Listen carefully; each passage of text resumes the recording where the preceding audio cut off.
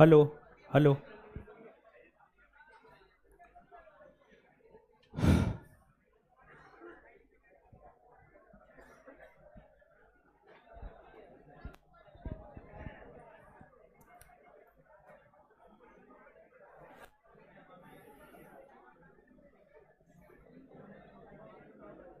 Live कीजिए class. Class live हो गया है।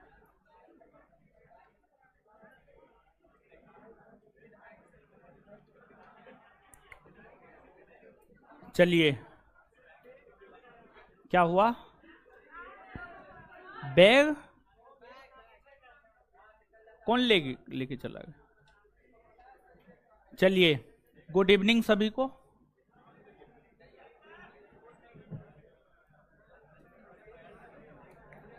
चलिए शांत हो जाइए, अब शांत हो जाइए, हल्ला मत कीजिए। देखिए,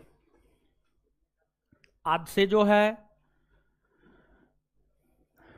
एक नए सब्जेक्ट की शुरुआत कर रहे हैं, और जिस सब्जेक्ट की शुरुआत कर रहे हैं वह है भारत का भूगोल। भारत का भूगोल। भारत के भूगोल को हमें पढ़ना है। और देखिए कि हम डेमो नहीं दिए हुए थे, हम डेमो कहीं नहीं दिए हुए हैं। सिर्फ डेमो जो है ऑनलाइन डेमो है, ऑफलाइन डेमो नहीं है। ऑफलाइन ये बैच तो पहले से ही चल रहा है, ठीक है, ये बैच पहले से ही चल रहा है, इसलिए ऑफलाइन डेमो का कोई सवाल ही नहीं था। ये लोग आई कार्ड चेक नहीं किया है, आई कार्ड चेक करना चाहिए। खैर छोड़िए, अब जो लोग आ गए हैं तो ठीक है, आ गए हैं, कोई बात नहीं है। उधर पीछे में देख लीजिए, जो भी कोचिंग के स्टाफ है, देखिए पीछे में टीवी उबी चल रहा है। पीछे में, पीछे वाले क्लासरूम में सब जगह चल रहा है। क्या जगह नहीं है? चलिए ठीक है, बैठाइए, कैसे भी एडजस्ट कीजिए सबको, ठीक है। चलिए देखिए, अब आते हैं, पढ़ना प्रारंभ करते हैं। ऐसे आप लोग हल्ला करते रहिएगा, हल्ला करना आप लोग का जन्मसिद्ध अधिकार है।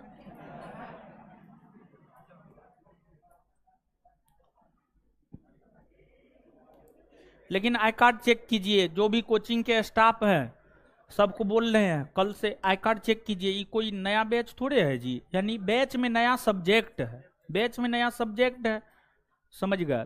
तो जो बच्चा इस बैच में पहले से एडमिशन लिया हुआ उसको आप बैठाइए।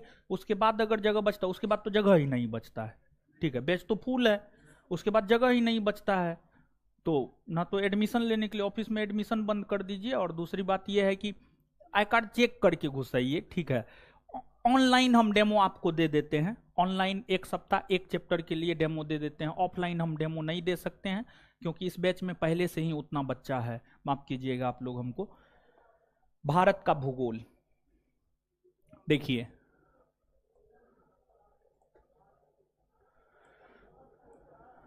भारत का भूगोल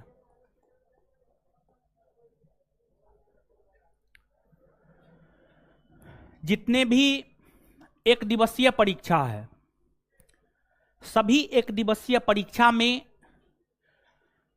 भूगोल से प्रश्न पूछे जाते हैं। उसमें भारत के भूगोल से ज्यादातर प्रश्न पूछे जाते हैं। एक बार हमने सोचा था कि भारत का भूगोल, विश्व का भूगोल दोनों एक साथ पढ़ाए, लेकिन कुछ बच्चों का मैसेज आया कि नहीं, दोनों अलग अलग पढ़ाया जाए। इसी वजह से दोनों को सेपरेट करके ही हम आपको पढ़ाएंगे।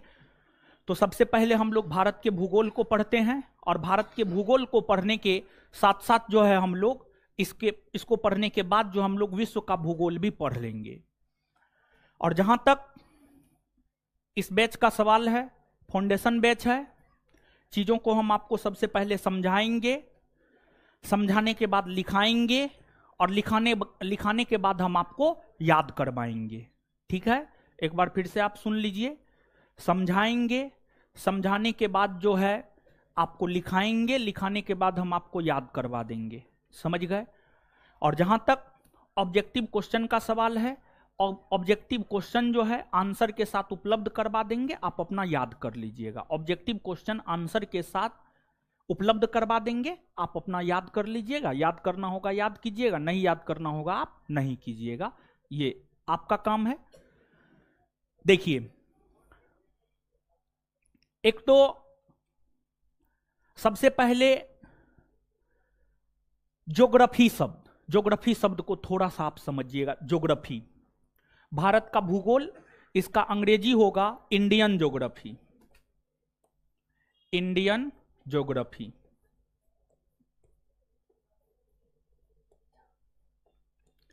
इंडियन ज्योग्राफी, तो यहां पर तो इंडियन मतलब भारत या भारतीय, ज्योग्राफी मतलब भूगोल।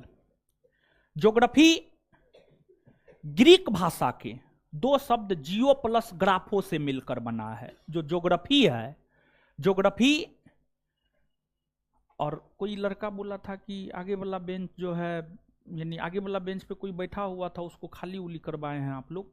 कोई बेंच यहाँ पर रिजर्व नहीं है, जो पहले आएगा पहले बैठेगा, समझ गए। किसी को उठाने की कोई जरूरत नहीं है, ये गलत बात है। अभी हमको जाकर कोई लड़का कंप्लेन किया है कि आगे वाला बेंच पे हमको उठा दिया गया है, ठीक है। कोई बेंच रिजर्व नहीं है, यहाँ पर रिजर्व की कोई पद्धति नहीं है। जो पहले आएगा पहले बैठेगा, जो बाद में आएगा बाद में बैठेगा, ये गलत बात है, समझ गए। तो अगर आप उठाए हैं आगे से नहीं उठाइएगा कोई, ठीक है। दादागिरी एकदम नहीं, आराम से पढ़ने के लिए आए हैं। देखिए, आपको ज्यादा गर्मी है, किताब पे उतारिए ना जी, 8 घंटा के बदला 12 घंटा किताब पढ़िए ना, समझ गए। पढ़ने के लिए आराम से पढ़िए, रिक्वेस्ट है मेरा, निवेदन है आपसे, समझ गए। ज्योग्राफी ग्रीक भाषा के दो शब्द, ग्रीक भाषा के दो शब्द जियो प्लस ग्राफो, ग्राफो से मिलकर बना है। जियो प्लस ग्राफो से मिलकर बना है, जिसमें जियो, जियो का अर्थ होता है पृथ्वी, जियो का अर्थ होता है पृथ्वी, और ग्राफो का अर्थ होता है वर्णन या अध्ययन, वर्णन या अध्ययन, वर्णन या अध्ययन। अर्थात ज्योग्राफी का शाब्दिक अर्थ क्या हुआ? पृथ्वी का अध्ययन, पृथ्वी का अध्ययन, पृथ्वी का वर्णन, पृथ्वी का वर्णन, पृथ्वी का अध्ययन। तो एक लाइन में अगर हम ज्योग्राफी को परिभाषित करने का प्रयास करें, तो एक लाइन में ज्योग्राफी को परिभाषित करते हुए हम यह कह सकते हैं कि वैसा विषय जिसके अंतर्गत पृथ्वी का अध्ययन किया जाता है, पृथ्वी का अध्ययन किया जाता है, उसी को ज्योग्राफी कहते हैं, उसी को ज्योग्राफी कहते हैं। और जो ज्योग्राफी है, इस शब्द का प्रयोग पहली बार इरेटोस्थनीज, इरेटोस्थनीज, जो ज्योग्राफी शब्द है, ज्योग्राफी शब्द का प्रयोग पहली बार इरेटोस्थनीज, ग्रीक, ग्रीक जिसको यूनान कहते हैं, यूनान भी कहते हैं, ग्रीक या यूनान के रहने वाले थे, समझ गए। ग्रीक विद्वान थे इरेटोस्थनीज, इरेटोस्थनीज। जो इरेटोस्थनीज है, इन्होंने ही पहली बार ज्योग्राफी शब्द का प्रयोग किया था, जिस वजह से इन्हें फादर ऑफ ज्योग्राफी कहा जाता है, जिस वजह से इन्हें फादर ऑफ ज्योग्राफी कहा जाता है। लेकिन ध्यान रहे कि कुछ विद्वान ज्योग्राफी का पिता हिकेटियस को कहता है। कुछ विद्वान हिकेटियस को क्यों कहता है? क्योंकि हिकेटियस ने एक पुस्तक लिखी है, पीरियड्स, पीरियड्स, पीरियड्स। हिकेटियस की पुस्तक है पीरियड्स, और हिकेटियस के पीरियड्स नामक पुस्तक में पहली बार पृथ्वी का क्रमबद्ध अध्ययन किया गया है। पृथ्वी के विषय में क्रमबद्ध तरीका से, लयबद्ध तरीका से बताया गया है, जिस वजह से कुछ विद्वान हिकेटियस को ज्योग्राफी का पिता कहते हैं। लेकिन ध्यान रहे, आप इरेटोस्थनीज ही याद रखिएगा। ज्योग्राफी का पिता ग्रीक विद्वान इरेटोस्थनीज को कहा जाता है, क्योंकि इन्होंने ही पहली बार ज्योग्राफी शब्द का प्रयोग किया, क्योंकि इन्होंने ही पहली बार ज्योग्राफी शब्द का प्रयोग किया। यहां से आगे बताने से पहले हम आपको यहां पर थोड़ा डायरेक्शन के विषय में बताते हैं। डायरेक्शन, दिशा के विषय में बताते हैं। दिशा, डायरेक्शन, दिशा के विषय में बताते हैं। क्योंकि ज्योग्राफी में मानचित्र का काफी बार प्रयोग होगा और उसमें हम बार बार उत्तर दक्षिण पूरब पश्चिम, उत्तर पूरब दक्षिण पश्चिम, इन सभी शब्दों का प्रयोग करेंगे।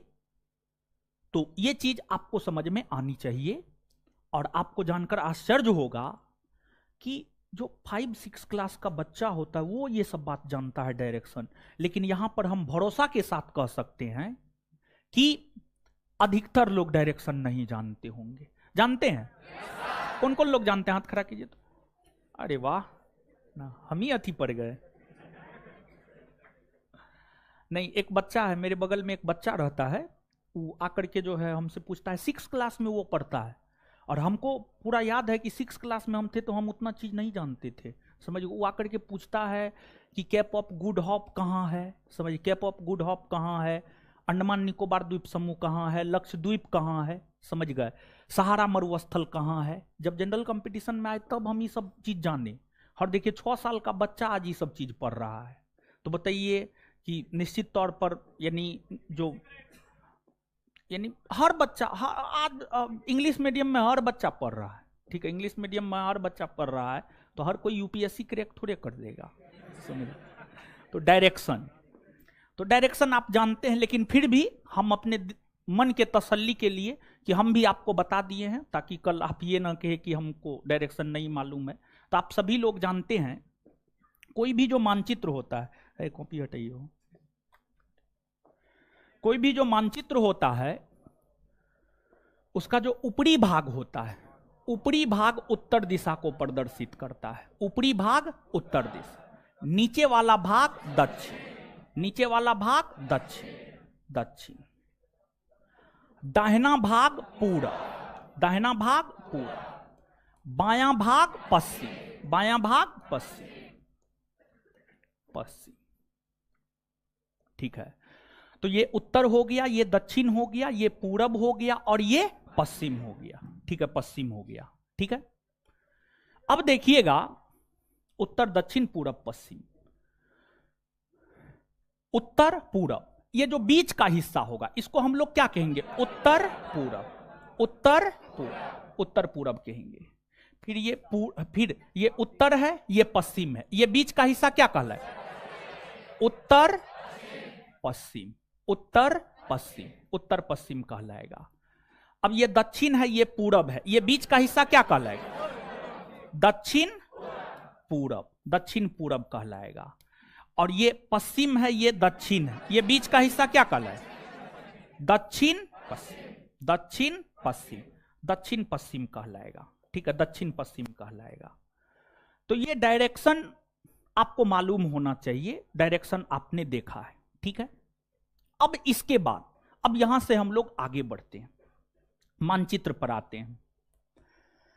तो यह जो मानचित्र है भारत का मानचित्र है, भारत का मानचित्र है। तो अब आपसे कहा जाए कि उत्तर जाना है, भारत के उत्तर जाना है, भारत के उत्तर, या आपसे कहा जाए कि भारत के उत्तर में कौन कौन राज्य है बताइए, भारत के उत्तर में कौन कौन राज्य है बताइए, तो आप कहिएगा ऊपरी भाग में देखिएगा कि ऊपरी भाग में क्या क्या है। ऊपरी भाग में लद्दाख है, जम्मू कश्मीर है, हिमाचल प्रदेश है, पंजाब है, हरियाणा है, उत्तराखंड है, उत्तर प्रदेश, ये सब उत्तर में है नो।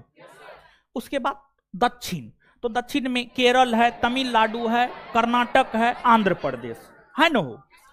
पश्चिम, पश्चिम में राजस्थान है, गुजरात है, महाराष्ट्र। पूरब बिहार है, झारखंड, ओडिशा, पश्चिम बंगाल, सिक्किम, अरुणाचल प्रदेश, असम, मेघालय, नागालैंड, मणिपुर, मिजोरम, त्रिपुरा। हाँ या ना?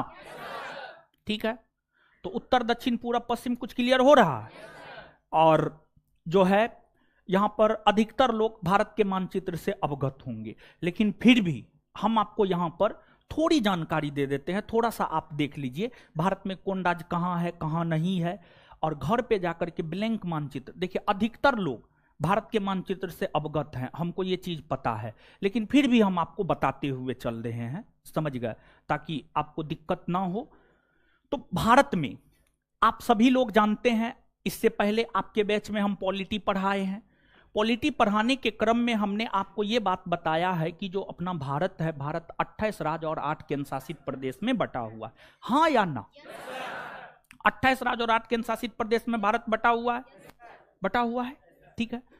अब भारत जो 28 राज्य और 8 केंद्र शासित प्रदेश में बटा हुआ है, समझ गए, इसमें आप मानचित्र पर देख सकते हैं 28 राज्य और 8 केंद्र शासित प्रदेश कौन कौन है। तो 8 केंद्र शासित प्रदेश में लद्दाख 1, जम्मू कश्मीर 2, चंडीगढ़ 3, दिल्ली 4, दादर नगर हवेली दमन और द्वीप 5, लक्षद्वीप 6, फिर जो है इधर आपको पुडुचेरी 7 और अंडमान निकोबार द्वीप समूह 8, अंडमान निकोबार द्वीप समूह 8, ये 8 केंद्र शासित प्रदेश है। तो एक बार देख लीजिएगा, लद्दाख यहां पर है, ये लद्दाख केंद्र शासित प्रदेश है, सबसे उत्तर में है एकदम लद्दाख है।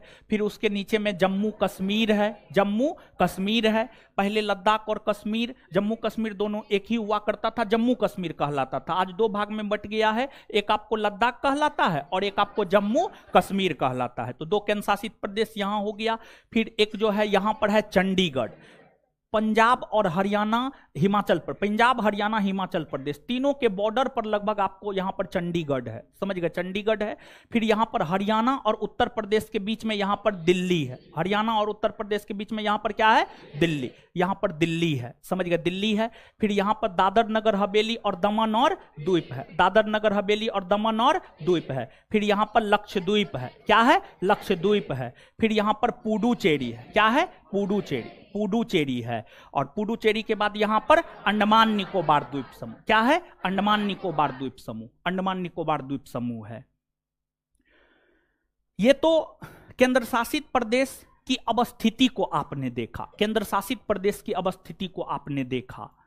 अब इन केंद्र शासित प्रदेशों में एक केंद्र शासित प्रदेश है, उसका नाम है पुडुचेरी, पुडुचेरी।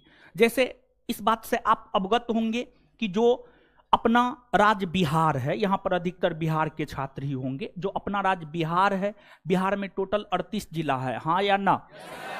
बिहार में टोटल 38 जिला है। उसी प्रकार से एक केंद्र शासित प्रदेश है, उसका नाम है पुडुचेरी। पुडुचेरी में टोटल 4 जिला, कितना जिला? पुडुचेरी में कुल कितना जिला? 4 जिला, 4 जिला। और पुडुचेरी में जो 4 जिला है, उन 4 जिला से हम आपको अवगत करवा देते हैं।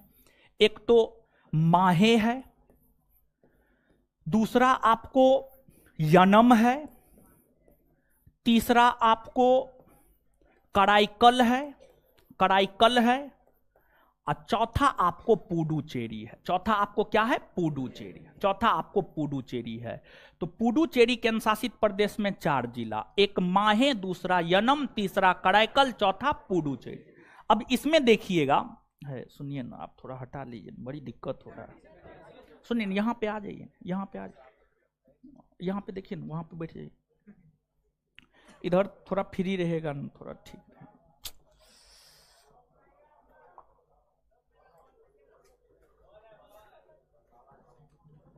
है। किसी पे कमेंट करना गलत बात है, ठीक है, क्या है ना है उससे कोई मतलब ना है। कमेंट कीजिएगा, मान लिया जाए कि एक बात बताइए आप हमको, ठीक है, आप स्वयं सोचिए, आप दूसरे पे कमेंट कर रहे हैं, आप पे कोई कमेंट करेगा, आपको अच्छा लगेगा? नहीं लगेगा, समझ गए? तो ये गलत काम नहीं, समझ गए? देखिए समझिएगा, जो माहे जिला है वह आपको यहां पर है, यहां पर है, और ये केरल राज्य है। कौन राज्य है? केरल। माहे यहां पर है और ये केरल राज्य है। फिर यनम यहां पर है और ये आंध्र प्रदेश राज्य है। और पुडुचेरी यहां पर है और कराईकल यहां पर है, कराईकल यहां पर है। तो आप देख सकते हैं कि जो पुडुचेरी केंद्र शासित प्रदेश है, पुडुचेरी केंद्र शासित प्रदेश में 4 गो जिला, माहे, यनम, कराईकल, पुडुचेरी। माहे केरल में है, माहे कहां है? केरल। माहे यहां पर है, माहे कहां है? केरल में। फिर यनम यहां पर है, यनम कहां है? आंध्र प्रदेश में। पुडुचेरी और कराईकल दोनों तमिलनाडु में है, कहां है? तमिल। मतलब क्या हम ये बात कह सकते हैं कि पुडुचेरी भारत का एक ऐसा केंद्र शासित प्रदेश है जिसका विस्तार भारत के 3 अलग अलग राज्य में है, इसका विस्तार केरल में है, इसका विस्तार आंध्र प्रदेश में है और इसका विस्तार तमिलनाडु में है। इसका विस्तार क्या हम ये बात कह सकते हैं? हाँ या ना? कोई दिक्कत इसमें? कोई दिक्कत नहीं ना है? आपके नजरों के सामने है, सब चीज मानचित्र पे लिखा हुआ है, टोटल चीज मानचित्र पे लिखा हुआ है। तो ये तो केंद्र शासित प्रदेश के विषय में हुआ। अब इन केंद्र शासित प्रदेशों के अलावा भारत के राज्यों को आप देखिए, भारत का राज्य कौन कहां है, तो आप देख सकते हैं यहां पर हिमाचल प्रदेश है, पंजाब है, हरियाणा है, उत्तराखंड है, उत्तर प्रदेश है, राजस्थान है, गुजरात है, महाराष्ट्र है, मध्य प्रदेश है। फिर यहां पर छोटा सा राज्य गोवा है, कर्नाटक है, केरल है, तमिलनाडु है, आंध्र प्रदेश है, तेलंगाना है, ओडिशा है, छत्तीसगढ़ है, बिहार है, झारखंड है, वेस्ट बंगाल है, सिक्किम है, अरुणाचल प्रदेश, असम, मेघालय, नागालैंड, मणिपुर, मिजोरम, त्रिपुरा। ठीक है, तो ये भारत के राज्य हुए। कौन राज्य कहां पर है ये चीज हमने आपको बताया है। अब घर जाकर के जो है, अगर आप कमजोर है, ठीक है, अगर आप कमजोर है, देखिए कमजोर होना कोई गलत बात नहीं है, नहीं जानना ये कोई गलत बात नहीं है, लेकिन जब आपको बता दिया जाए तब आप उसको याद नहीं करें, तब आप उसको समझे नहीं, तब आप उसको ड्रॉ नहीं करें, तो ये गलत हो जाएगा। तो आप अधिकतर लोग इस बात से अवगत होंगे, हमको पूरा विश्वास है आप पे। लेकिन कुछ लोग ऐसे होंगे जिनको राज्यों की अवस्थिति के विषय में जानकारी नहीं होगी। वैसे जो भी लोग जिनको राज्यों की अवस्थिति के विषय में जानकारी नहीं है, जब 6ठा क्लास का बच्चा हर राज्य और केंद्र शासित प्रदेश को डिनोट कर देता है कि फलना राज्य फलना केंद्र शासित प्रदेश यहां पर है, तो आप स्वयं सोचिए कि आप इंटरमीडिएट करके आए होंगे, ग्रेजुएशन कर रहे होंगे, तो इतनी जानकारी तो आपको होनी चाहिए। समझ गए? तो एक ब्लैंक मानचित्र, आप मानचित्र जरूर खरीद लीजिएगा, समझ गए? मानचित्र आप जरूर खरीद लीजिएगा और मानचित्र पर जो है इन चीजों को, सभी राज्यों को डिनोट कर दीजिएगा। अगर आपको आता है तो कोई दिक्कत नहीं, एक बार देख लेना है, अगर नहीं आता है तो ब्लैंक मानचित्र लेकर कर लेना है। समझ गए? अब ये तो हम आपको बता दिए हैं। अब अगर हम भारत की बात करें, भारत भी तो विश्व का एक पार्ट है, विश्व का एक देश है।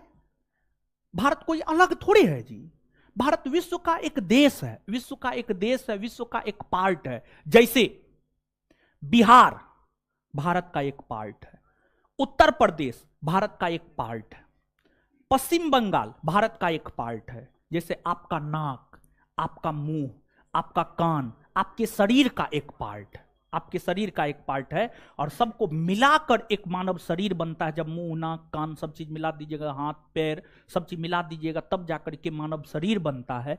उसी प्रकार से विश्व के सभी देश, विश्व के सभी महादेश, विश्व के सभी महासागर, सभी द्वीप, सभी प्रायद्वीप, सब चीज को मिलाकर इस संसार का निर्माण हुआ है, सब चीज को मिलाकर इस संसार का निर्माण हुआ है। और अगर हम विश्व को देखें तो ये विश्व का मानचित्र है, ये विश्व का मानचित्र है। अगर हम विश्व को देखें तो विश्व को टोटल 7 महादेश, टोटल 7 महादेश और 5 महासागर तथा 179 अक्षांश रेखा और 360 देशांतर रेखा में बांटा गया है। 360 देशांतर रेखा में बांटा गया है, 360 देशांतर रेखा में बांटा गया है। तो सबसे पहले हम लोग यहां पर महादेश और महासागर समझते हैं। महादेश किसे कहा जाता है, महासागर किसे कहा जाता है, द्वीप किसे कहा जाता है, प्रायद्वीप किसे कहा जाता है, ये सब बात हम लोग थोड़ा सा समझते हैं।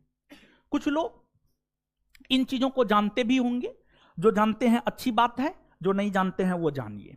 देखिए, जो पूरा का पूरा पृथ्वी है, पूरे पृथ्वी पर या तो स्थल खंड मिलेगा या जल खंड मिलेगा, या तो स्थल खंड मिलेगा या जल। समझ गए? तो जो स्थल खंड के बृहद रूप होते हैं। स्थल खंड, स्थल खंड यानी स्थल मतलब जहां पे रहते हैं। जैसे आप कहां रह रहे हैं? आप स्थल पे रह रहे हैं। कहां रह रहे हैं? स्थल। क्या आप जल वाले हिस्सा में रह पाइएगा? नहीं। कुछ समय के लिए आप वहां जाइएगा, घूमिएगा, फिरिएगा, देखिएगा, आ जाइएगा। तो जल वाले हिस्सा में रहना पॉसिबल नहीं है, मानव स्थल खंड में रहता है।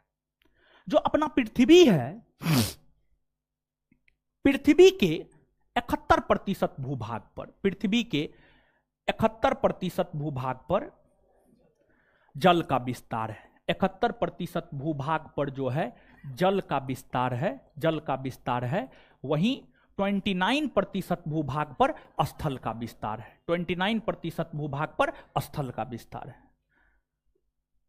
बताइए, 71% भूभाग पर जल का विस्तार है, लेकिन फिर भी जल की कमी हो जाती है। फिर भी जल की कमी हो जाती है। देखिए, जल की कमी नहीं होती है, बल्कि शुद्ध जल की कमी होती है, पीने योग्य पानी की कमी होती है।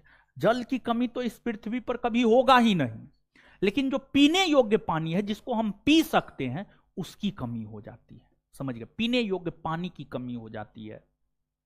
और आप देख सकते हैं, ये नॉर्थ अमेरिका स्थल खंड का बृहद रूप है, बड़ा रूप है।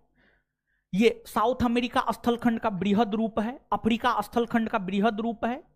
यूरोप स्थल खंड का बृहद रूप है। एशिया स्थल खंड का बृहद रूप है। ऑस्ट्रेलिया स्थल खंड का बृहद रूप है। अंटार्कटिका स्थल खंड का बृहद रूप है। तो सामान्य तौर पर महादेश या महाद्वीप, महादेश या महाद्वीप, स्थल खंड के जो सबसे बृहद भाग होते हैं, स्थल खंड का जो सबसे बृहद भाग होता है, सबसे बड़ा भाग होता है, उसी को महाद्वीप या महादेश कहा जाता है। पूरे विश्व को 7 महादेश में बांटा गया है। और जो 7 महादेश में बांटा गया है, north America 1, south America 2, Europe 3, Africa 4, Asia 5, Australia 6, Antarctica 7, Antarctica 7। इन महादेशों में जो सबसे बड़ा महादेश है क्षेत्रफल के आधार पर एशिया है, एशिया है। दूसरा सबसे बड़ा महादेश अफ्रीका, तीसरा उत्तरी अमेरिका, चौथा दक्षिणी अमेरिका, पांचवा अंटार्कटिका, छठा यूरोप, सातवां ऑस्ट्रेलिया। यानी सबसे बड़ा महादेश एशिया, सबसे बड़ा महादेश एशिया, और सबसे छोटा महादेश ऑस्ट्रेलिया, सबसे छोटा महादेश ऑस्ट्रेलिया, ऑस्ट्रेलिया। इसी प्रकार से विश्व को 5 महासागर में बांटा गया है। महासागर ओशिन, ओशिन, ओशिन। जल के बृहद यानी वैसा भूभाग जहां बृहद स्तर पर जल का विस्तार देखने को मिलता है, उसी को महासागर कहा जाता है। और विश्व को जो 5 महासागर में बांटा गया है, प्रशांत, प्रशांत, अटलांटिक, हिंद, आर्कटिक और अंटार्कटिका, अंटार्कटिका। अब देखिएगा यहां पर, ये आपको नॉर्थ अमेरिका है, साउथ अमेरिका है, एशिया है, ऑस्ट्रेलिया है। विश्व यानी पृथ्वी, पृथ्वी की अगर हम बात करें तो पृथ्वी क्या है? गोल है। पृथ्वी क्या है? गोल है। ठीक है, यहां पर 3D फिगर है नहीं। जब आप 3D फिगर को देखेंगे तो आपको ये पूरा का पूरा, ठीक है, ये जो पूरा एरिया आपको नजर आ रहा है, और इधर ये जो पूरा आपको नजर आ रहा है, समझ गए, ये पूरा, ये इधर से कनेक्ट हो जाएगा। ठीक है, इधर से कनेक्ट हो जाएगा, या फिर ये इधर से कनेक्ट हो जाएगा। यानी कहने का मतलब ये हुआ कि हम आपको यहां पर यह बात दिखाना चाहते हैं कि जो आपको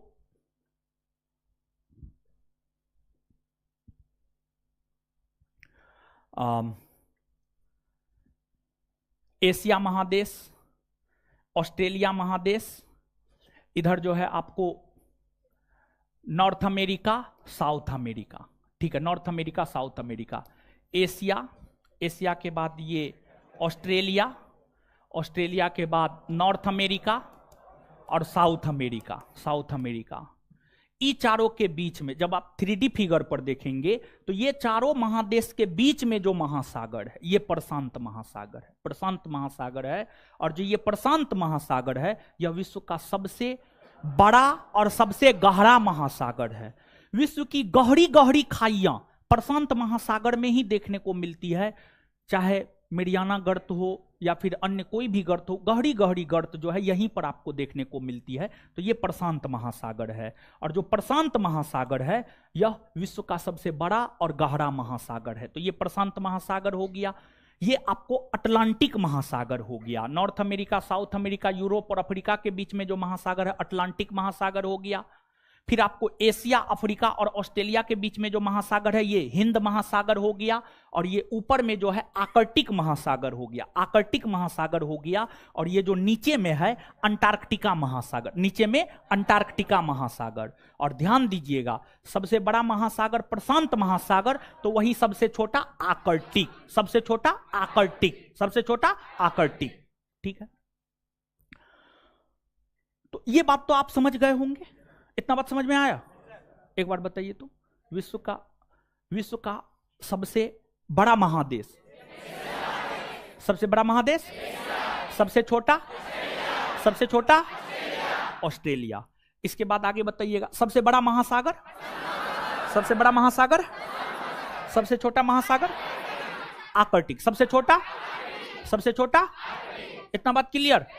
चलिए अब इसके बाद जो है हम आपको यहां पर एक चीज, आप मानचित्र को गौर से देखिएगा। ठीक है, मानचित्र को गौर से देखिएगा और इसके बाद हम आपसे पूछेंगे। ठीक है, मानचित्र को देख रहे हैं आप लोग, देख रहे हैं मानचित्र को? तो मानचित्र पे आप थोड़ा सा गौर फरमाइए। तो क्या आपको इस मानचित्र के ऊपर लाइन खींचा हुआ नजर आ रहा है? लाइन खींचा हुआ नजर आ रहा है? देखिए ये लाइन खींचा हुआ है ऐसे, ये लाइन ऐसे खींचा हुआ है, फिर ये लाइन ऐसे खींचा हुआ है, फिर ये लाइन ऐसे खींचा हुआ है। इस प्रकार का लाइन क्या आपको नजर आ रहा है? हाँ या ना? नजर आ रहा है? चलिए, इस प्रकार का लाइन आपको नजर आ रहा है। अब डायरेक्शन तो आप जानते हैं, किधर उत्तर है, किधर दक्षिण है, किधर पूरब है, किधर पश्चिम है। ये बात तो अभी आप तुरंत देखे हैं, हम भी आपको बताएं, आप पहले से भी जानते हैं। तो ये उत्तर होगा ना? हो उत्तर होगा ना? ये दक्षिण होगा ना? हो दक्षिण होगा। ये पूरब होगा ना? ये पूरब होगा ना? ये पश्चिम होगा ना? पश्चिम होगा ना? तो एक बात बताइए, मानचित्र पर एक लाइन आप देख रहे हैं कि उत्तर से दक्षिण खींचा हुआ है, हाँ या ना? है खींचा हुआ है ना? और मानचित्र पर एक दूसरा लाइन आप देख रहे होंगे कि पूरब से पश्चिम या पश्चिम से पूरब। ठीक है, पश्चिम से पूरब या पूरब से पश्चिम खींचा हुआ है, हाँ या ना?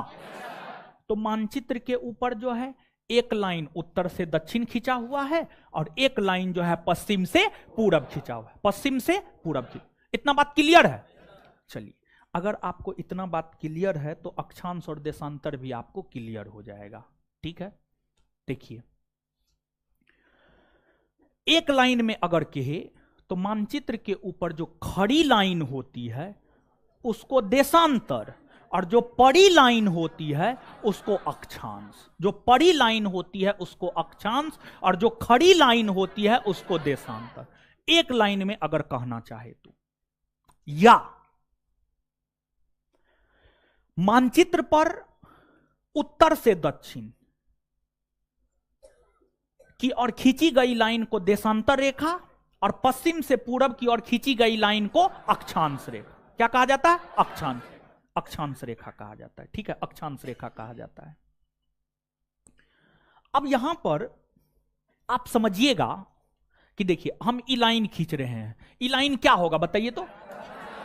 क्या होगा? क्या होगा? ये देशांतर होगा ना?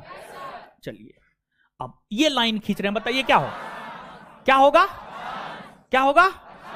इतना बात क्लियर? चलिए, इतना बात अगर आपको समझ में आ गया है तो अब जो पृथ्वी है, संपूर्ण पृथ्वी को 179 अक्षांश रेखा और 360 देशांतर रेखा में बांटा गया है। जो पूरा का पूरा पृथ्वी है, पूरे पृथ्वी की अगर हम बात करें तो पूरे पृथ्वी को जो है 179 अक्षांश रेखा, 179 अक्षांश रेखा और 360 देशांतर रेखा, 360 देशांतर रेखा में बांटा गया है, 360 देशांतर रेखा में बांटा गया है। ठीक है, अब 179 अक्षांश रेखा में, 179 अक्षांश रेखा में कुछ महत्वपूर्ण अक्षांश रेखा है। 0 डिग्री, 23.5 डिग्री उत्तर, 23.5 डिग्री दक्षिण, 66.5 डिग्री उत्तर, 66.5 डिग्री दक्षिण, 90 डिग्री उत्तर, 90 डिग्री दक्षिण, 90 डिग्री उत्तर, 90 डिग्री दक्षिण, ये सब महत्वपूर्ण अक्षांश रेखा है। तो 179 अक्षांश रेखाओं में, 179 अक्षांश रेखाओं में एक है 0 डिग्री अक्षांश रेखा, एक क्या है? 0 डिग्री अक्षांश रेखा।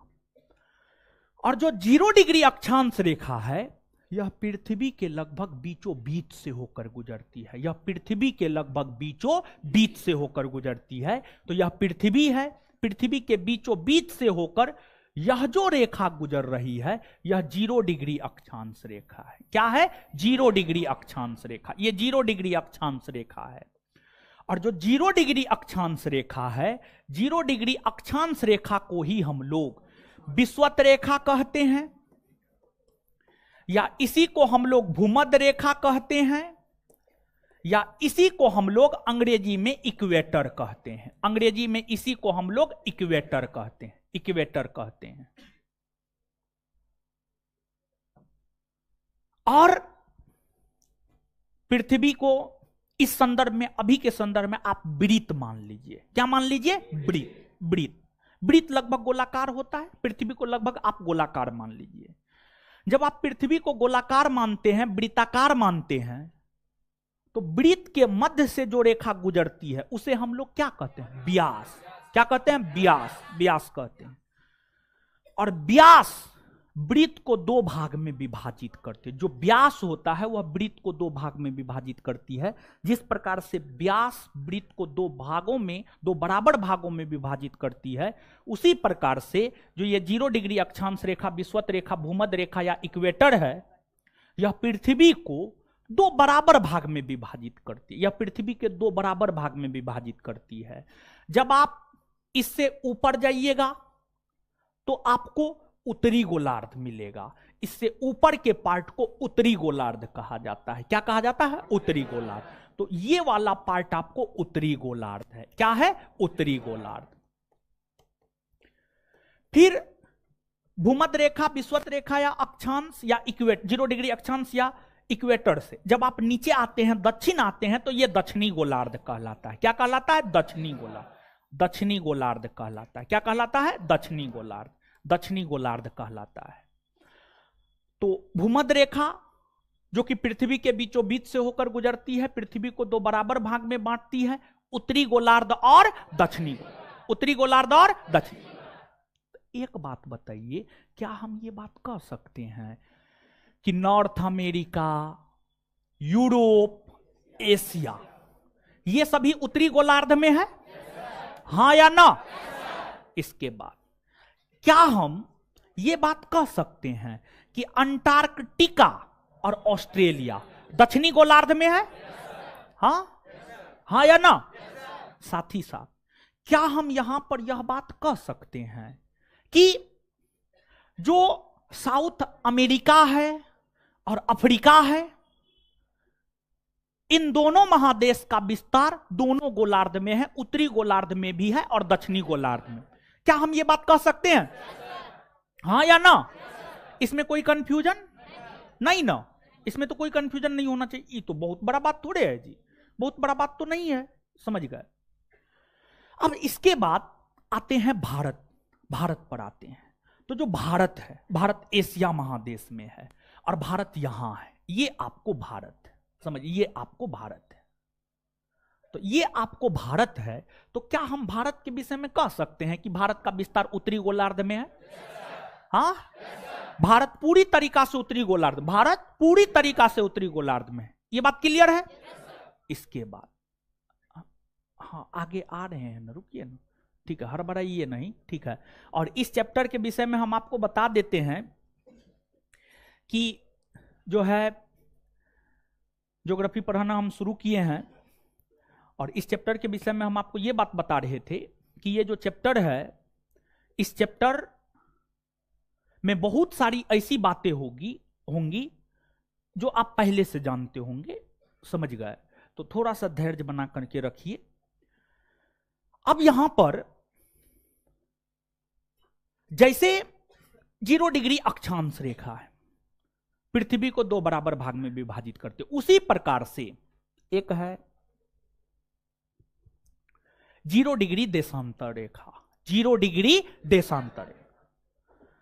और जो 0 डिग्री देशांतर रेखा है, 0 डिग्री देशांतर रेखा भी पृथ्वी को 2 बराबर भाग में विभाजित करती है। 0 डिग्री देशांतर रेखा भी पृथ्वी को 2 बराबर भाग में विभाजित करती है। और ये है आपको 0 डिग्री देशांतर रेखा, ये है आपको 0 डिग्री देशांतर रेखा, 0 डिग्री देशांतर रेखा। 0 डिग्री देशांतर रेखा कि जब आप दाहिना भाग में आते हैं तो इधर पूर्वी देशांतर होता है, पूर्वी देशांतर। क्या होता है? पूर्वी देशांतर। ये 0 डिग्री देशांतर रेखा है, इसके दाहिना आइएगा तो ये पूर्वी देशांतर होता है, और इसके बायां आइएगा तो ये पश्चिमी देशांतर होता है। क्या होता है? पश्चिमी देशांतर होता है। तो अब आप देख सकते हैं जो 0 डिग्री देशांतर रेखा है, 0 डिग्री देशांतर रेखा यूरोप से होकर गुजर रही है, अफ्रीका से होकर गुजर रही है, अंटार्कटिका से होकर गुजर रही है।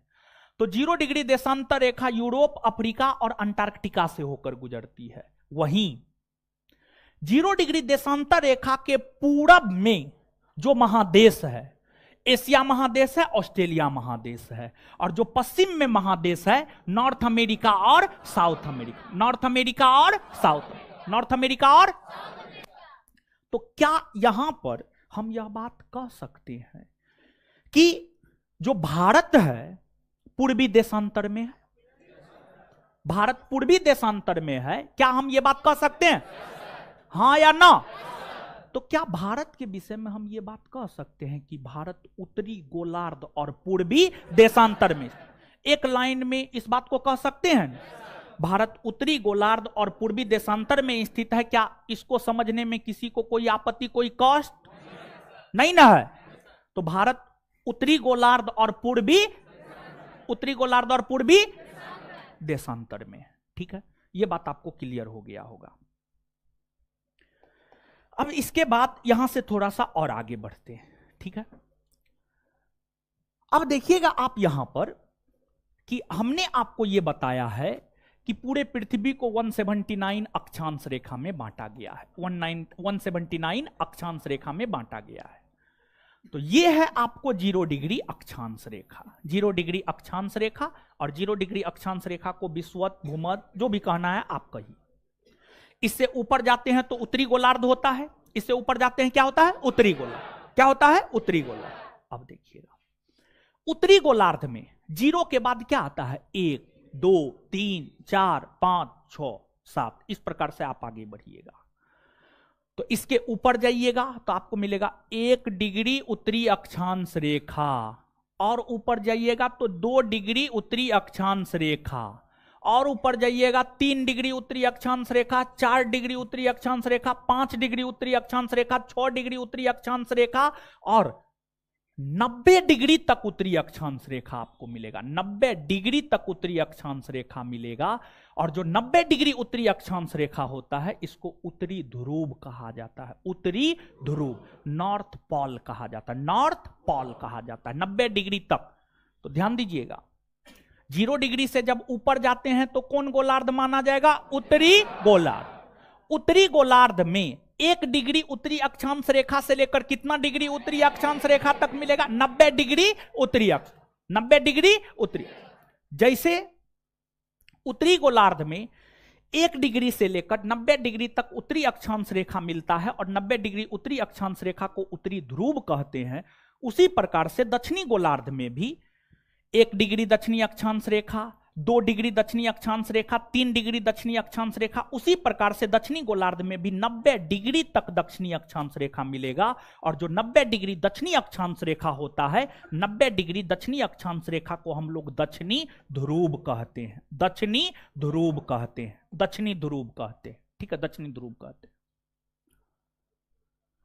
अब कहीं ना कहीं यह चीज आपके दिमाग में आना चाहिए कि भारत उत्तरी गोलार्ध में 0 डिग्री अक्षांश रेखा से 90 डिग्री उत्तरी अक्षांश रेखा के बीच में स्थित होगा, हां या ना? क्योंकि भारत उत्तरी गोलार्ध में है ना, उत्तरी गोलार्ध में। तो अब भारत का जो अक्षांशीय विस्तार है, भारत का जो अक्षांशीय विस्तार है वह है 8 डिग्री 4 मिनट, 8 डिग्री 4 मिनट। उत्तरी अक्षांश रेखा होगा या दक्षिणी? हाँ, उत्तरी होगा ना, उत्तरी होगा।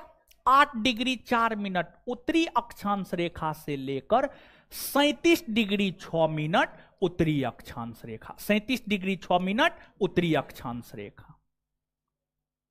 भारत का यह अक्षांशीय विस्तार है, भारत का यह क्या है? अक्षांशीय।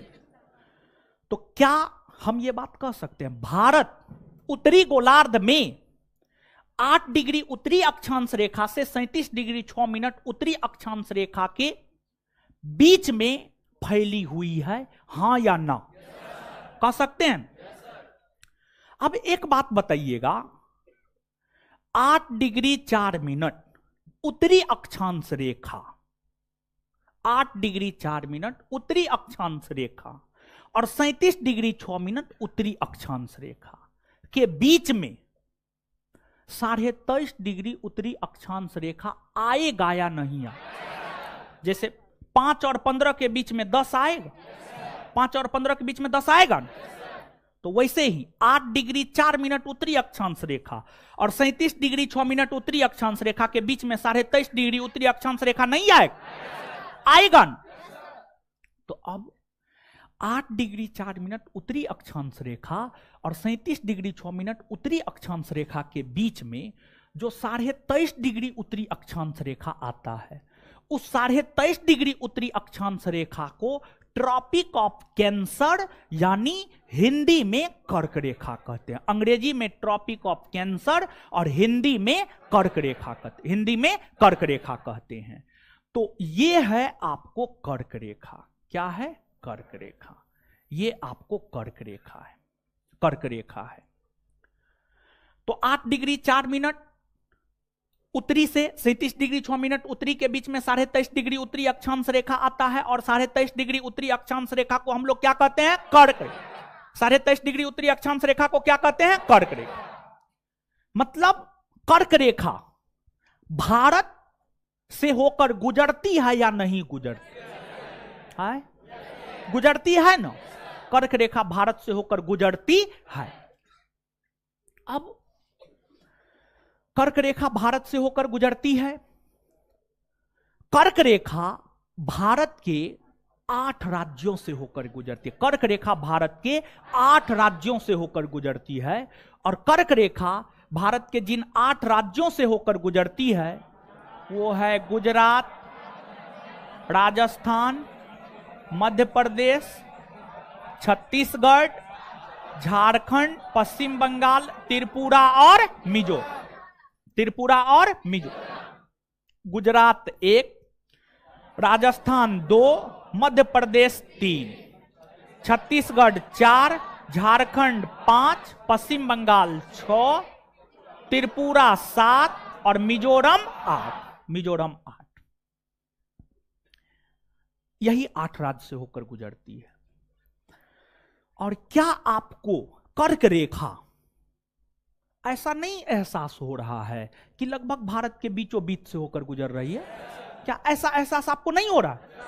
एकदम हो रहा है। समझिए, एकदम हो रहा है।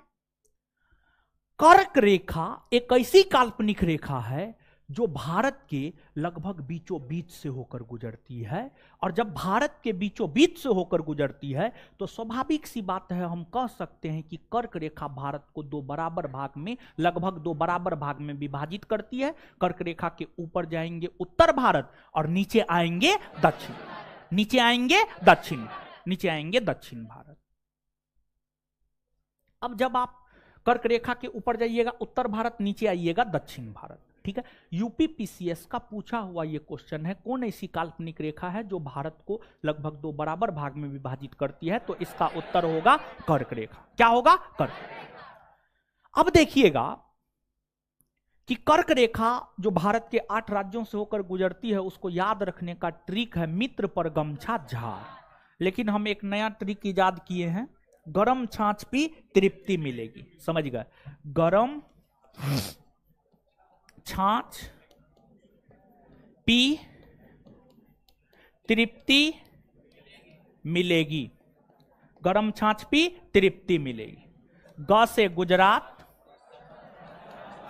र से राजस्थान, म से मध्य प्रदेश, छ से छत्तीसगढ़, झ से झारखंड, प से पश्चिम बंगाल, त्र से त्रिपुरा, मी से मिजोरम, मी से।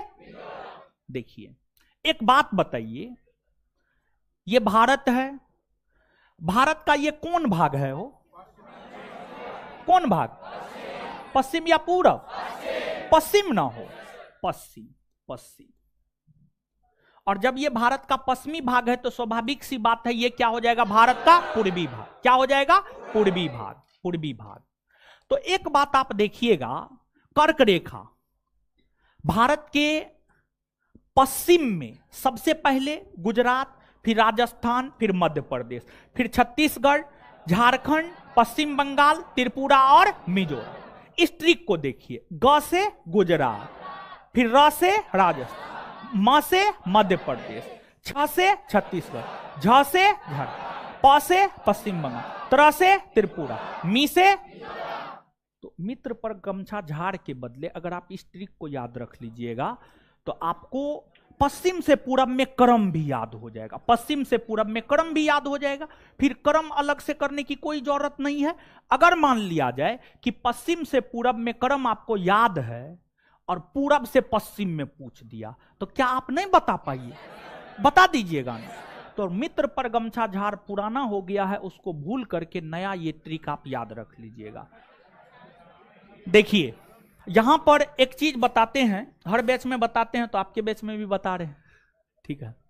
छाछ समझते हैं क्या होता है? समझते होंगे आप लोग ऐसे ही बहुत समझदार है, समझ गए। देखिए गांव घर की जो महिला होती है ना, ऐसे महिला कंजूस होती है, ठीक है। महिला अपने परिवार के सदस्यों के अलावा अन्य सभी के लिए कंजूस मक्खी चूस होती है। अपने परिवार के लिए वो जान तक दे देगी, अपने बेटा के लिए, अपने पति के लिए, समझ गए। बाद बाकी के लिए वो कंजूस, महाकंजूस।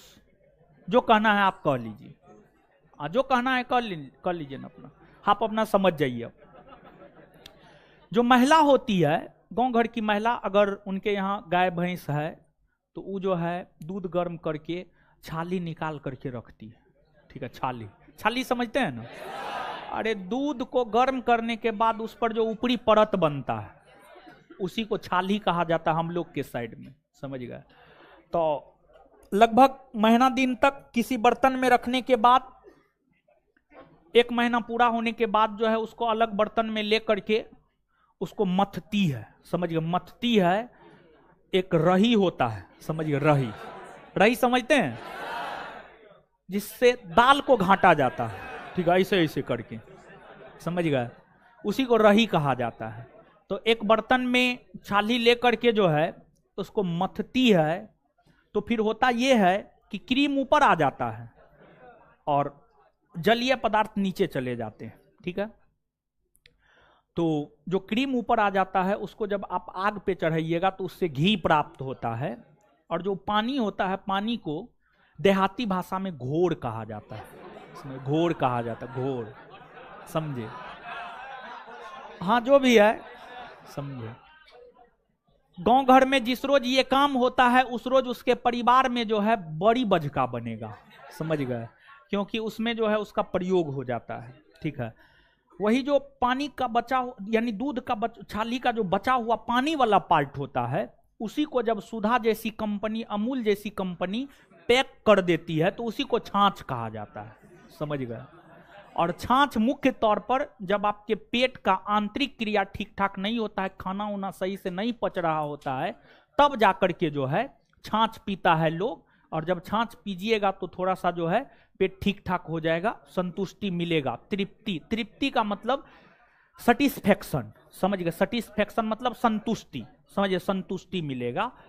तो गर्मी के मौसम में छाछ पीजिए जिससे आपको तृप्ति मिलेगा, संतुष्टि मिलेगा। इस संदर्भ में समझ करके जो है आप इसको याद रख सकते हैं। अब इसके बाद आप देख सकते हैं कुछ राज्यों से होकर तो कर्क रेखा गुजरती है, लेकिन कर्क रेखा के ऊपर में जाइएगा तो ये उत्तर भारत होता है और नीचे आइएगा तो दक्षिण भारत होता है। अब बिहार दरोगा बीपीएससी आज तक यही पूछा है कि कर्क रेखा भारत के निम्नलिखित में से कौन राज्य से होकर गुजरती है, कौन राज्य से होकर नहीं गुजरती है। लेकिन बिहार पुलिस पूछा है निम्नलिखित में से कौन भारतीय राज्य कर्क रेखा के उत्तर में, कर्क रेखा के उत्तर में। ये बिहार पुलिस का क्वेश्चन है। अब बिहार दरोगा बीपीएससी का क्वेश्चन है किन राज्यों से होकर कर्क रेखा गुजरती है या नहीं गुजरती है। मतलब बीपीएससी बिहार दरोगा से टप कौन है? बिहार पुलिस ऑन मेरिट अगर कोई लड़का निकालता है, ऑन मेरिट, ऐसे 99% लड़का धांधलिए से निकालता है, इसलिए बिहार पुलिस का हम वैल्यू नहीं देते हैं, समझ गए। देखिए बिहार पुलिस का परीक्षा उसी से निकलता है जिसका सेटिंग होता है, जो अंदर से रंगवाता है, समझ गए। ये सब काम धड़ल्ले से होता है, समझ गए। और आपको विश्वास नहीं होगा, आप यहां पर बिहार पुलिस का तैयारी करते रह जाइएगा, आपका कोई गांव वाला भाई जो दिन भर भैंस चराता है, पता चलेगा उसको वर्दी लग गया, समझ गए। ऐसा एग्जाम्पल आप लोग को मिला है, एकदम मिला होगा, समझ गए। तो परीक्षा में धांधली होता है, ये जग जाहिर है, ये कोई छुपी बात नहीं है, समझ गए। तो इसलिए कलयुग है ये, छल कपट सब चीज लगाइए, साम दंड भेद सब चीज, जैसे सफलता मिल जाए तो वैसे, समझ गए। यहां पर कलयुग में राजा हरिश्चंद्र बनने की जरूरत नहीं है। अगर आप राजा हरिश्चंद्र बने दिक्कत है, फिर जल्दी नौकरी नहीं लगेगा, ये सत्य है। चलिए देखिए, तो अब बिहार पुलिस पूछा है तो यहां पर जानना तो जरूरी हो जाता है कि कौन उत्तर में है, कौन दक्षिण। तो अब देखिएगा, लद्दाख, जम्मू कश्मीर, हिमाचल प्रदेश, पंजाब, हरियाणा, उत्तराखंड, उत्तर प्रदेश, बिहार, सिक्किम, अरुणाचल प्रदेश, असम, मेघालय, नागालैंड, मणिपुर, ये सभी ऐसे भारतीय राज्य है जो कर्क रेखा के उत्तर में, कर्क रेखा के उत्तर में, कर्क रेखा के उत्तर में। और देखिए क्वेश्चन कितना टफ किया था, जानते हैं? जो ऑप्शन दिया था, ऑप्शन ई वाला राज्य का दिया था। बिहार पुलिस का काम देखिए, ठीक है। ऑप्शन में क्या सब था? मिजोरम, मणिपुर, मिजोरम, मणिपुर, ओडिशा, छत्तीसगढ़, ओडिशा, छत्तीसगढ़, ये सब था ऑप्शन में। यानी क्वेश्चन ये था, निम्नलिखित में से कौन भारतीय राज्य कर्क रेखा के उत्तर में है? ऑप्शन सुनिए, मिजोरम, मणिपुर, त्रिपुरा, मिजोरम, मणिपुर, ओडिशा, छत्तीसगढ़। आंसर होगा मणिपुर। क्या होगा?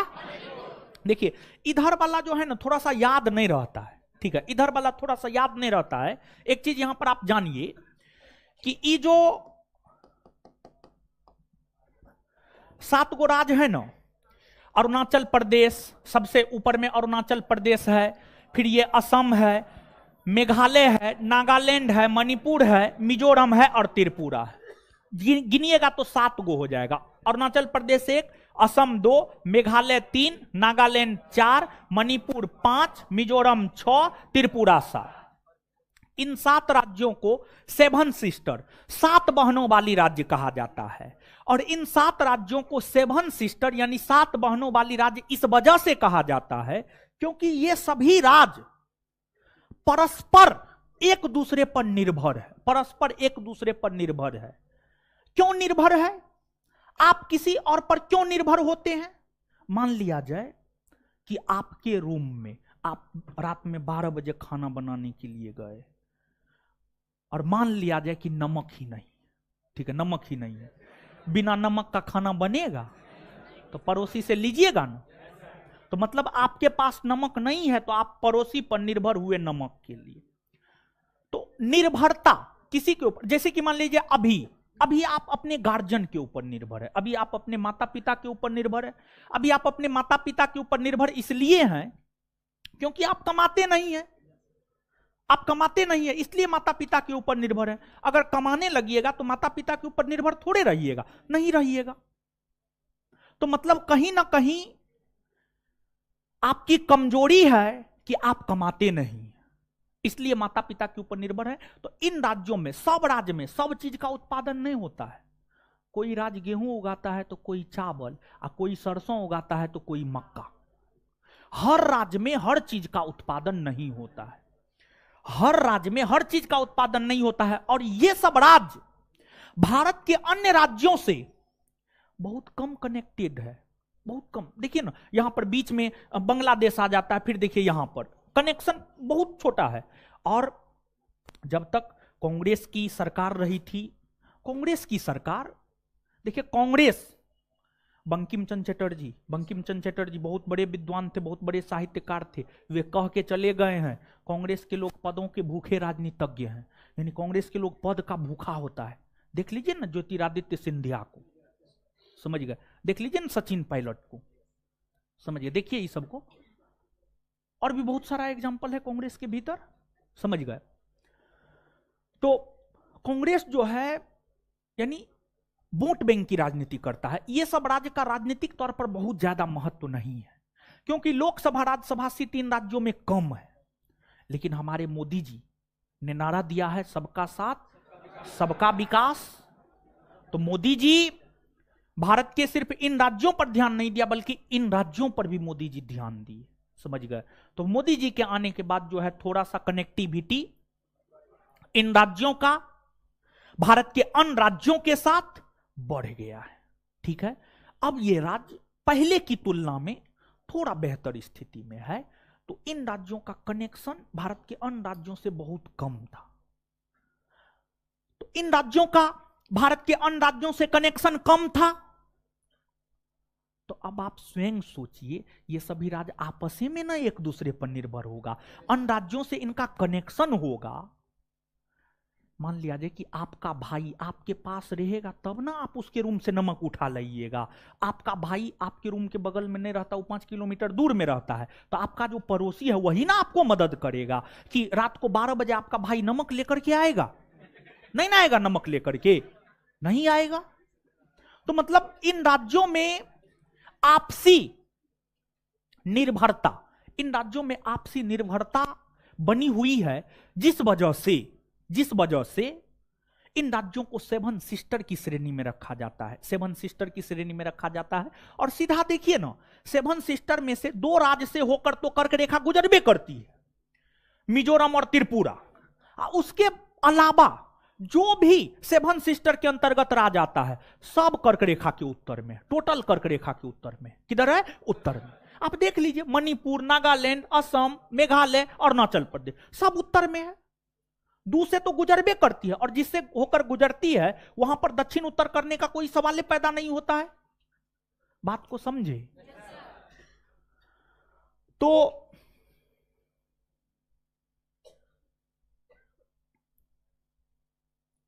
और एक बार कम करना, चलिए। तो यहां पर हम कह सकते हैं कि लद्दाख, जम्मू कश्मीर, हिमाचल प्रदेश, पंजाब, हरियाणा, उत्तराखंड, उत्तर प्रदेश, बिहार, सिक्किम, अरुणाचल प्रदेश, असम, मेघालय, नागालैंड, मणिपुर, ये सभी कर्क रेखा के उत्तर में, कर्क रेखा के उत्तर में।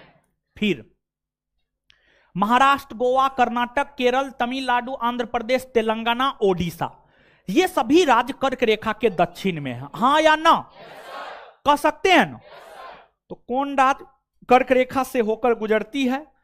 कर्क रेखा किन किन राज्यों से होकर गुजरती है? कौन राज्य कर्क रेखा के उत्तर में है और कौन राज्य कर्क रेखा के दक्षिण में है? ये सब बात क्लियर क्लियर हो गया ना? यहां से अब हम लोग थोड़ा सा आगे बढ़ते हैं, ठीक है?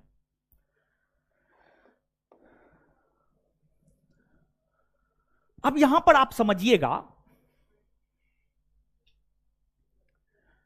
ऊपर में उत्तर है ना हो, 90 डिग्री उत्तरी अक्षांश रेखा उत्तरी ध्रुव, 90 डिग्री उत्तरी अक्षांश रेखा उत्तरी ध्रुव, उत्तरी ध्रुव, यहां पर उत्तरी ध्रुव है, उत्तरी ध्रुव है।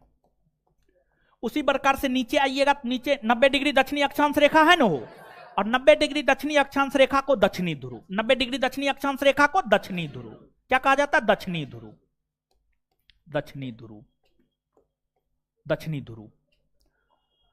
वैसी काल्पनिक रेखा जो उत्तरी ध्रुव को दक्षिणी ध्रुव से मिलाती है। अब उत्तरी ध्रुव को दक्षिणी ध्रुव से मिलाएगी तो उत्तर से दक्षिणे में ना लाइन खींचा जाएगा कि पूरब से पश्चिम में खींचा जाए? पूरब से पश्चिम में खींच करके उत्तरी ध्रुव को दक्षिणी ध्रुव से आप मिला पाइएगा? नहीं मिला पाइएगा। तो वैसी काल्पनिक रेखा जो उत्तरी ध्रुव को दक्षिणी ध्रुव से मिलाती है उसी को देशांतर रेखा कहा जाता है। क्या कहा जाता है? देश। और ये 0 डिग्री देशांतर रेखा है। 0 डिग्री देशांतर रेखा पूरे पृथ्वी को 2 भागों में विभाजित करती है। इससे दाहिना जाइएगा तो पूर्वी देशांतर, इससे बायां आइएगा तो पश्चिमी देशांतर। क्या होता है? पश्चिमी देशांतर। अब जब हम 0 डिग्री के दाहिना जाते हैं तो पूर्वी देशांतर, तो इधर 0 डिग्री के बाद 1 डिग्री पूर्वी देशांतर रेखा, 2 डिग्री पूर्वी देशांतर रेखा, 3 डिग्री पूर्वी देशांतर रेखा, 4 डिग्री पूर्वी देशांतर रेखा, 5 डिग्री पूर्वी देशांतर रेखा। इस प्रकार से आप आगे बढ़ते जाइएगा तो इस प्रकार से आपको 180 डिग्री पूर्वी देशांतर रेखा तक मिलेगा। 180 डिग्री पूर्वी देशांतर रेखा तक आपको मिलेगा।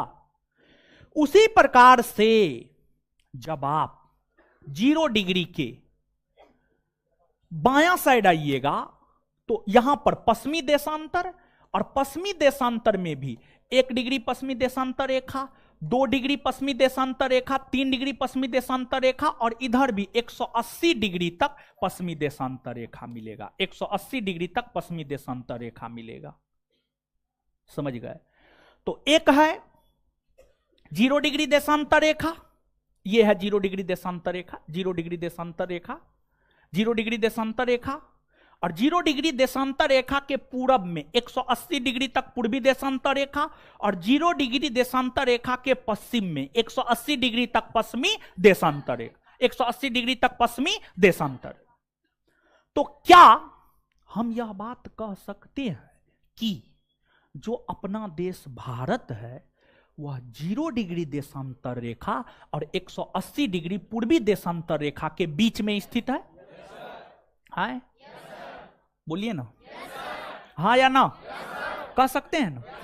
0 डिग्री और 180 डिग्री पूर्वी के बीच में है जी, यहां पर भारत है ना जी? ठीक है, यहां पर भारत है। तो 0 डिग्री देशांतर रेखा और 180 डिग्री पूर्वी देशांतर रेखा के बीच में अपना देश भारत स्थित है। अब भारत का देशांतरीय विस्तार क्या है? तो भारत का जो देशांतरीय विस्तार है वह है 68 डिग्री 7 मिनट, 68 डिग्री 7 मिनट। पूर्वी होगा या पश्चिमी? हाँ, पूर्वी। क्या होगा? पूर्वी। 68 डिग्री 7 मिनट पूर्वी से लेकर 97 डिग्री 25 मिनट पूर्वी, 97 डिग्री 25 मिनट पूर्वी देशांतर, पूर्वी देशांतर। तो भारत 0 डिग्री से 180 डिग्री पूर्वी देशांतर रेखा के बीच में है, और भारत का देशांतर या विस्तार 68 डिग्री 7 मिनट पूर्वी देशांतर रेखा से लेकर 97 डिग्री 25 मिनट पूर्वी देशांतर रेखा, यह भारत का देशांतरीय विस्तार है। और ध्यान दीजिएगा, कोई भी देश जो अपने समय को निर्धारित करता है वह 0 डिग्री देशांतर रेखा के आधार पर करता है। कोई भी देश जो अपने समय का निर्धारण करता है वह 0 डिग्री देशांतर रेखा के आधार पर करता है। भारत हो, अमेरिका हो, रसिया हो, कनाडा हो, चाइना हो, ऑस्ट्रेलिया हो, कोई भी देश हो, विश्व के सभी देश अपने समय का निर्धारण 0 डिग्री देशांतर रेखा के आधार पर करता है। तो स्वाभाविक सी बात है अपना देश भारत भी समय का निर्धारण 0 डिग्री देशांतर रेखा के आधार पर ही करता होगा। करता होगा नहीं, करता है, करता है। अब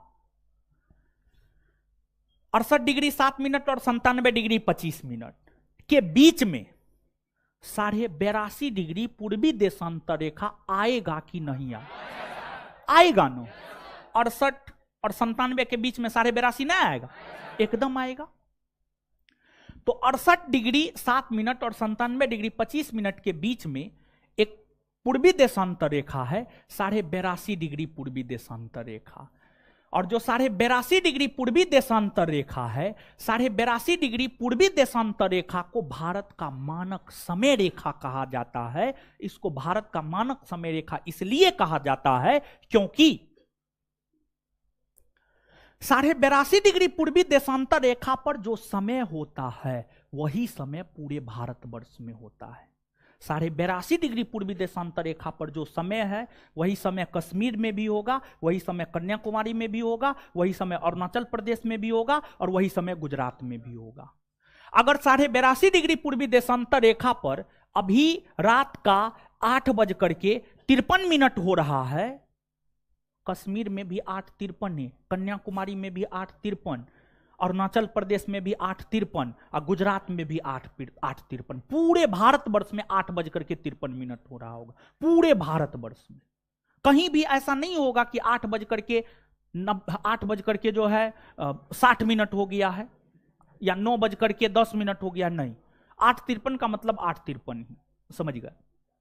और यह जो 82.5 डिग्री पूर्वी देशांतर रेखा है, यह 82.5 डिग्री पूर्वी देशांतर रेखा को भारत का मानक समय रेखा कहा जाता है। और 82.5 डिग्री पूर्वी देशांतर रेखा भारत के 5 राज्यों से होकर गुजरती है। भारत के 5 राज्यों से होकर गुजरती है। 82.5 डिग्री पूर्वी देशांतर रेखा जो भारत के 5 राज्यों से होकर गुजरती है, उसको याद रखने का ट्रिक है मौका। मौका क्या है? मौका। मौका, मौका पे चौका मारिए।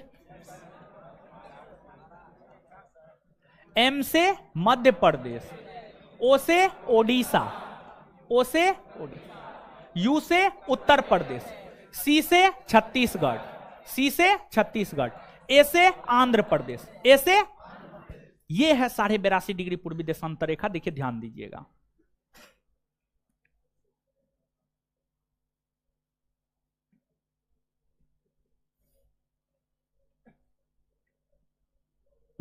देखिए, उत्तर प्रदेश से होकर गुजर रही है, मध्य प्रदेश से होकर गुजर रही है, छत्तीसगढ़ से होकर गुजर रही है, ओडिशा से होकर गुजर रही है और आंध्र प्रदेश से होकर गुजर रही है।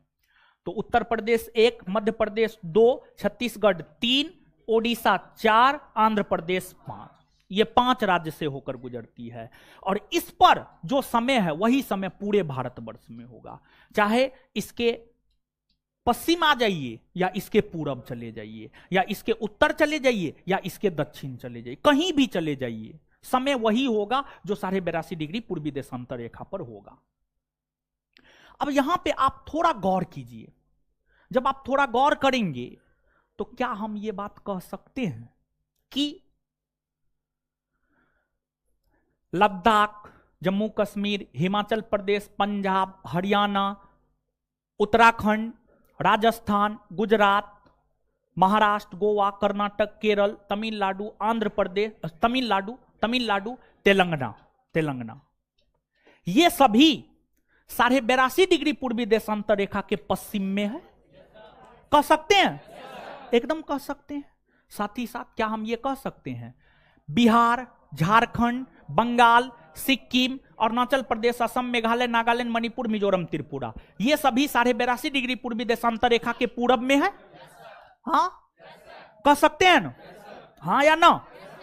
अब इसके अलावे देखिए, आप थोड़ा गौर कीजिएगा थोड़ा गौर कीजिएगा तो आपको यहां पर पता चलेगा कि जो 23.5 डिग्री उत्तरी अक्षांश रेखा यानी कर्क रेखा है और जो 82.5 डिग्री पूर्वी देशांतर रेखा यानी जिसे भारत का मानक समय रेखा कहा जाता है, एक दूसरे को काट रही है, एक दूसरे को यहां पर काट रही है। और ये राज्य है छत्तीसगढ़। कौन राज्य है? मतलब कर्क रेखा और 82.5 डिग्री पूर्वी देशांतर रेखा एक दूसरे को छत्तीसगढ़ राज्य में प्रतिच्छेद करती है, एक दूसरे को छत्तीसगढ़ राज्य में काटती है। क्या हम ये बात कह सकते हैं? हाँ या ना?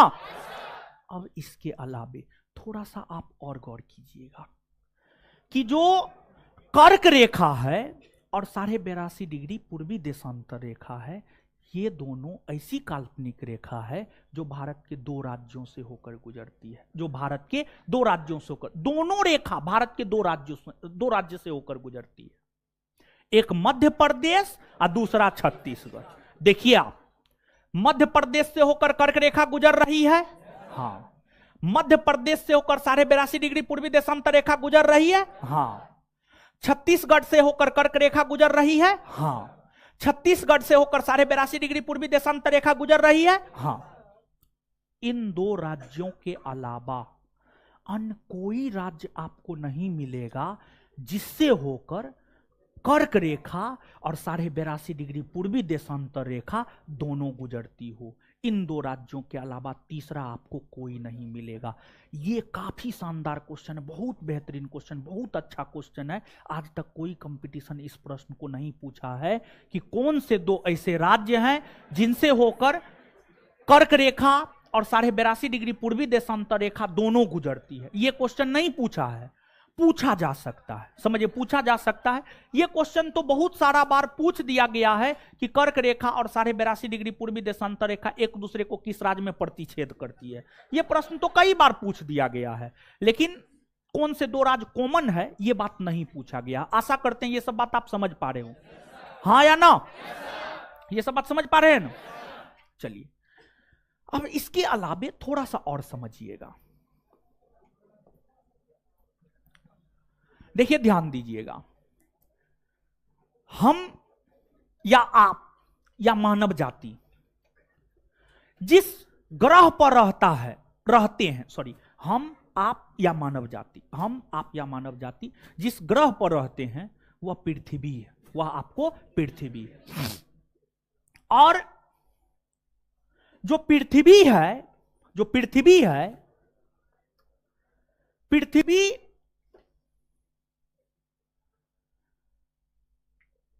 सूर्य की परिक्रमा करता है। पृथ्वी सूर्य की परिक्रमा करता है। देखिए, हम लोगों को एक सौर मंडल के विषय में पढ़ना होता है। सौर मंडल वर्ल्ड ज्योग्राफी का पार्ट है, वर्ल्ड ज्योग्राफी का पार्ट सौर मंडल है। सौर मंडल के विषय में हमें पढ़ना होता है। सौर मंडल, सोलर सिस्टम, सूर्य, ग्रह, उपग्रह, उल्कापिंड, क्षुद्र ग्रह इत्यादि को मिलाकर एक परिवार का निर्माण किया जाता है जिसे सौर परिवार कहा जाता है। सौर परिवार के अंतर्गत जितने भी सदस्य होते हैं, चाहे वह ग्रह हो, उपग्रह हो, उल्का हो, क्षुद्र ग्रह हो, सभी को उष्मा और प्रकाश की प्राप्ति सूर्य से होती है। सभी को उष्मा और प्रकाश की प्राप्ति सूर्य से होती है। तो ग्रह, उपग्रह सबको उष्मा और प्रकाश की प्राप्ति सूर्य से होती है। तो पृथ्वी एक ग्रह है। पृथ्वी को उष्मा और प्रकाश की प्राप्ति किससे होती होगी? सूर्य से। किससे होती होगी? सूर्य से। तो पृथ्वी को भी उष्मा और प्रकाश की प्राप्ति किससे होती है? सूर्य से। और जैसे घर में पिताजी हैं, कमाने वाले पिताजी हैं, पिताजी कमा कर लाते हैं, सब लोग खाते हैं। तो सूर्य पूरा एनर्जी कमाता है और ग्रह उपग्रह सब खाता है। अब पिताजी से अगर पैसा लेना है तो ऐसे पिताजी पैसा दे देंगे? 72 बार चक्कर कटवाएंगे तब जाकर के अंतिम में देंगे। समझ गए? तो अब ऐसे तो सूर्य उष्मा प्रकाश नहीं दे देगा। तो ग्रह सूर्य की परिक्रमा करता है, पृथ्वी भी सूर्य की परिक्रमा करता है। पृथ्वी जब सूर्य की परिक्रमा करता है तब जाकर उसको उष्मा और प्रकाश की प्राप्ति होती है। उष्मा और प्रकाश की, ये सब नेचुरल चीज है जो ऊपर से सब चीज संचालित होता है। आप स्वयं सोचिए ना कि जब पृथ्वी को सूर्य की परिक्रमा करनी पड़ती है तब जाकर के उष्मा और प्रकाश की प्राप्ति उसको होती है। तो बिना पिताजी के 4 चक्कर लगाए पैसा मिल जाएगा? कभी नहीं मिल सकता। सब प्रकृति द्वारा संतुलित होता है। आपके जीवन में, ठीक है, आपके जीवन में कुछ भी होता है एकदम ऊपर से संचालित होता है। सब चीज एकदम फिक्स है, ये होना है, होगा, सब चीज होगा आपके जीवन में, समझ गए? तो अब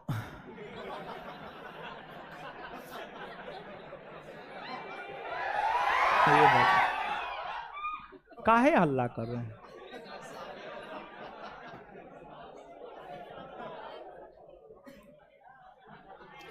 आप लोग का शादी होगा? भरम में जी रहे हैं महाराज। अब लड़की और लड़की का गार्जियन बहुत सचेत हो गया है। बिना नौकरी का आपको लड़की देगी। अगर आप ऐसा सोच रहे हैं तो आप भ्रम में जी रहे हैं, समझ गए? पढ़िए, हम जो समझाना चाह रहे थे तो अब आप लोग समझिएगा नहीं। यहां पर हम आपको समय के विषय में बताते तो आगे जो है समय के विषय में हम आपको बताएंगे, लेकिन सुनिए, अभी यहां पे सुनिए, ठीक है? लिखिएगा।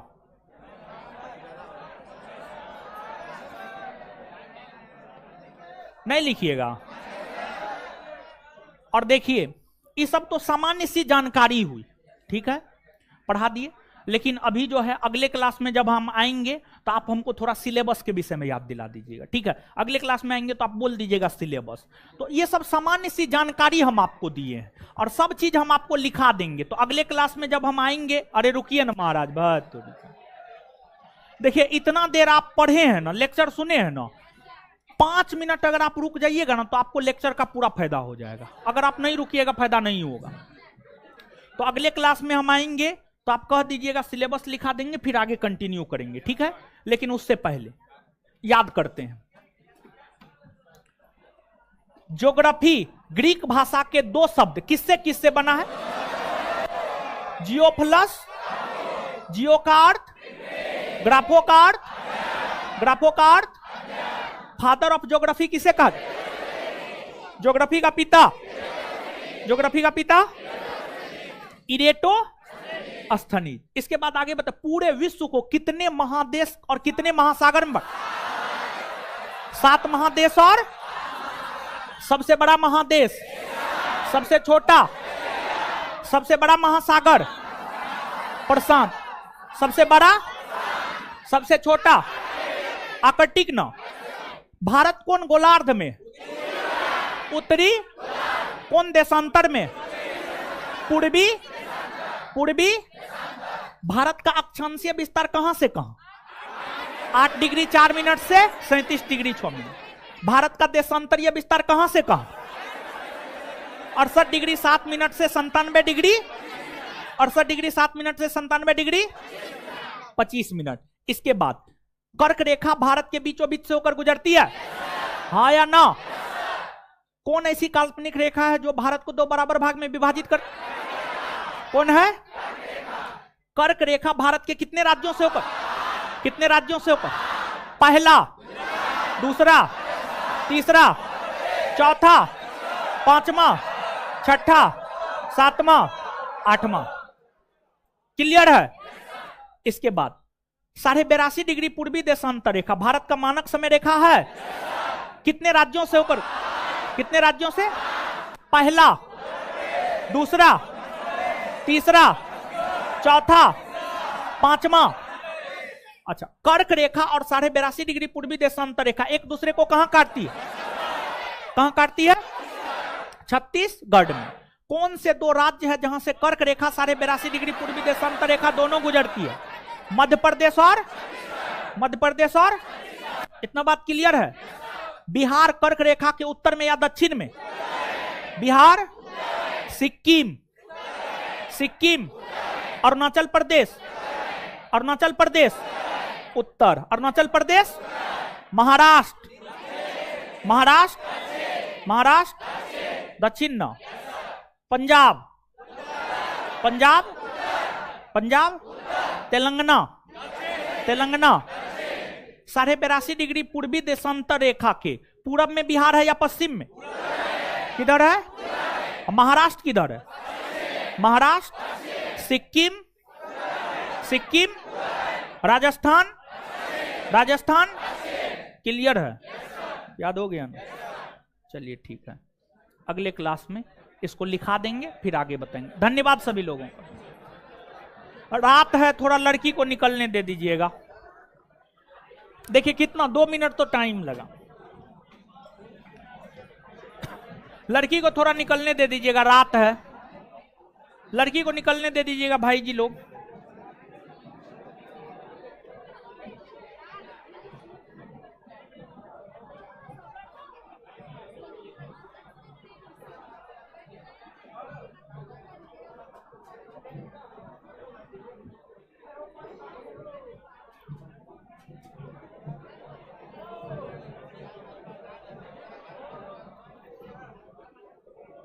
लड़की को निकलने दीजिएगा।